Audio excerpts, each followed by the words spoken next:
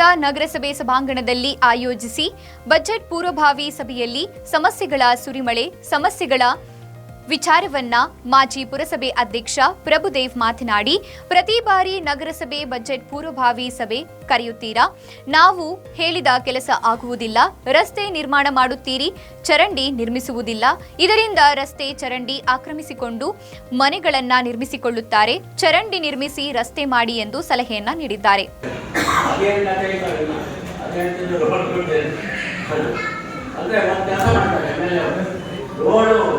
Union ಮಾಡಿದರೆ ಅದ್ರ ಮೇಲೆ ರೋಡ್ ಹಂಗೆ ಕಂಟಿನ್ಯೂ ಮಾಡಬೇಕಂತ ಒಂದು ಪ್ಲಾನ್ ಮಾಡಿದ್ದಾರೆ. ಭಾಳ ಒಳ್ಳೆ ರೂಲ್ನಲ್ಲಿ ಹಂಗಾಗಲ್ಲ.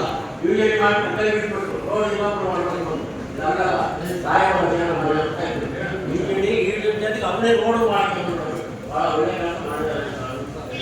ಅದರಿಂದ ದಯವಿಟ್ಟು ಮೊದಲು ರಾಜಧಾನಿ ಮಾಡಿ, ಆಮೇಲೆ ಇವೆಲ್ಲ ಯಾವ್ದು ಫಂಡ್ಸ್ ಕೊಡ್ತೀರೋ ಅದು ಯಾವ್ದು ಬಂತು ಇದು ಯಾವ್ದು ಬಂತು ಆ ಒಳ್ಳೆ ವಿಷಯ ತಂದು ಕೊಡ್ತೀವಿ ನಾವು ತಪ್ಪಿಕೊಂಡು ಅದರಿಂದ ಎರಡೂ ತಪ್ಪುಗಳನ್ನ ಸರಿಪಡಿಸೋಕೆ ಒಂದು ನಗರಸಭೆ ಅಂತ ಒಂದು ಇಲ್ಲಿ ಕುಂತಿದೆ. ನಿಮಗೆ ಸುಳ್ಳು ಇರ್ಬೋದು, 15 ದಿವಸ ಸುಳ್ಳು ಆಗಲಿ, ಬೇಡ ತಿಂಗಳೇ ಆಗಲಿ, ಅದು ಸರಿಪಡಿಸಬೇಕು ಅಂತ ನಮ್ಮಲ್ಲಿ ಕಳೆದ ಪ್ರಾರ್ಥನೆ ಮಾಡ್ತಿದ್ದೀವಿ ನಗರಸಭೆ. ಯಾಕಂದರೆ ಓಡಾಡಿ ಚಪ್ಪಲಿ ಸೌಲಭ್ಯದಲ್ಲಿ ವಿನಃ ಕೆಲಸ ಆಗಲ್ಲ. ಒಂದು ಯಾಕಂದರೆ 15 ದಿವಸ ತಿಂಗಳೊಳಗೂ ಆಗಲ್ಲ, ನಿಮ್ಮ ಕೆಲಸ ಆಗಲ್ಲ ಅಂತ ಹೇಳ್ಬಿಟ್ಟು ಅದಕ್ಕೆ ಜನ ಮತ್ತೆ ಬರಲ್ಲ.